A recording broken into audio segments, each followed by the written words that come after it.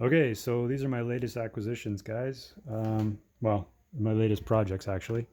So I guess I'll start with the tail end here. This is an Atlas center beam, and I've been working on this for quite some time, and I finally finished it. It's actually sold to a guy, but I'll just show it before I package it up and send it off. So these are steel rolls, I guess, ingots, and the bottom rows are made out of actual copper wire, and the top two and third row are made out of styrene. Put a lot of time into making the load. The straps there are made just with thread. I use nylon thread instead of cotton thread because cotton thread frays. The ties, the wraps, the steel wraps around the billet there is black reflective tape, just cut really thin, and some styrene there for blocking. You'll notice I actually did paint the come-alongs on the side there. I painted the spools a little bit silver there. Got some safety striping on there, and I did some of the weathering at the ends too, if I can just focus on that, and then a bit on the roof as well, and the deck. So all in all, I had lots of fun doing this. This is my first one I've done with a center beam. These Atlas cars are absolutely beautiful. They got lots of detail, so totally worth adding to your layout. And then the next one I'll show, I just recently acquired a bunch of these guys. So this is the first one I've done. These are Rapido 53-foot Husky stacks. The reason why I bought these was basically because of the etched metal walkways. But I was disappointed when I got them. They didn't have any end details. So surprising for Rapido, they didn't do the air hoses or the coupler cut levers, and you had to drill holes to install the grab bars on each end. So a lot more work than I was expecting, and wasn't too pleased about that. So yeah, I did the work, obviously, but I wasn't expecting. So I would classify these as like maybe slightly better than Walthers, but not much. They are a metal body, which is nice, and they track well. And yeah, so this one just got the standard well car weathering that I usually do. I use my pencil on the more walked on areas to show boot scuffs and keeping the metal shiny. And then the rest of the walkways are kind of airbrushed to show grime. And they got the kick up, and then this guy's had a little bit of a side scrape. It's actually still drying, and I'll have to go over that with some powders once it does, just to blend it in. Yeah, so these ones are kind of cool. They really do get really grubby in real life. So that's that one. So I got 3 of those underway. I'm done this one. I got the other 2 to finish. This one actually really turned out well, I think. This is a Walthers pipe load gondola, a 68 foot, I think. 72 foot, I'm not sure. But so the car wasn't anything really that special. I did add some end details, like I swapped out for some etched metal walkways, and I did the air hoses and the coupler cut levers on the ends, both ends. The pipe load does come out. It's a snug fit. What I ended up doing was just the top 3 rows, and then I added some supports and some extra weight just for the car. I've got double strapping there, so I got my yellow come along straps there, and then the white is actually just thread. But a lot of the loads had 2 different kinds of wraps on them. They just kind of they went to town on these things, just securing them. So I ended up doing that. Get back in there. The pipes themselves, they do have a flared end on them. So the flaring was done with a chuck key from a drill. I heated that up and then melted the styrene.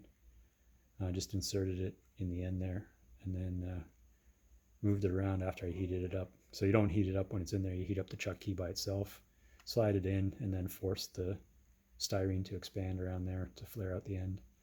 I noticed that a lot of the pipes that I've seen have an extra strap on either end. I think that's for loading and unloading, so I put that on there.